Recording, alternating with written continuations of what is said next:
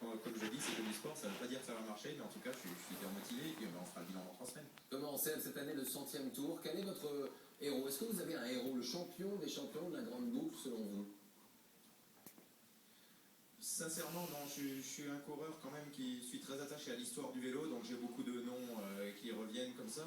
Maintenant, quand on lit les bouquins d'histoire, les revues de vélo, mais j'aurais du mal à dégager vraiment un nom qui m'a fait rêver ou quoi. Je me suis plutôt toujours un petit peu occupé de moi-même sans avoir vraiment un modèle, à vrai dire. Alors cette année, selon vous, qui il faudra surveiller dans le peloton?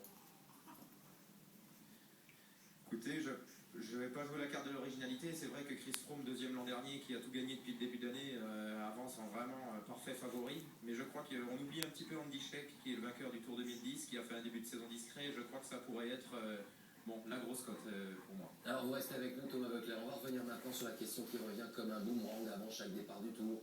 On a parlé cette semaine de Laurent Jalabert. Nouvelle pierre jetée aujourd'hui dans la mare du dopage, celle de Lance Armstrong, star déchu, qui en une phrase relance la polémique. Sans dopage, impossible selon lui de remporter le Tour. Arnaud Ursule. Alors que les coureurs viennent tout juste de poser un pied en Corse, Lance Armstrong a décidé de mettre les pieds dans le plat. Dans une interview parue aujourd'hui dans le journal Le Monde, l'ancien coureur explique que selon lui, remporter la grande boucle sans se doper est irréalisable.